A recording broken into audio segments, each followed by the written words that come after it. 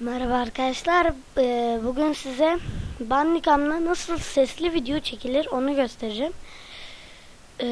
İlk olarak hayır. Ee, Masaüstü ekran veya web videosu kaydet falan.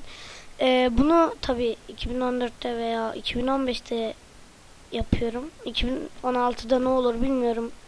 Tabi değişir mi falan. İlk olarak videoya tıklıyoruz. Burada ses falan var, ayarlar der, da böyle şeyler var, ses falan var. Ama onları sakın ellemeyin. Onların ne olduğunu bilmiyorum.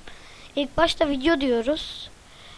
Sonra kayıt tarafının ayarlarına bakın şu tarafta bakın. En alttaki değil.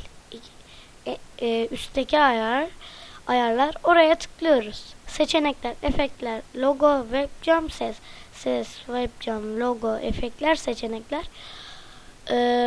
Oradan sese geliyoruz.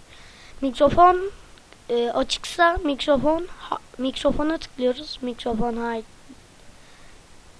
ne yazıyordu? Neyse o işte. Göremedim ben onu.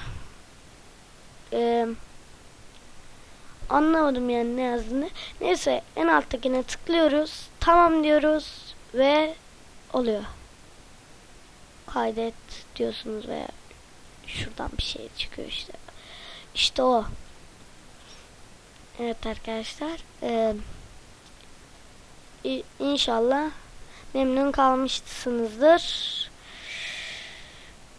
İyi oyunlar, iyi videolar. Görüşmek üzere. Hoşça kalın.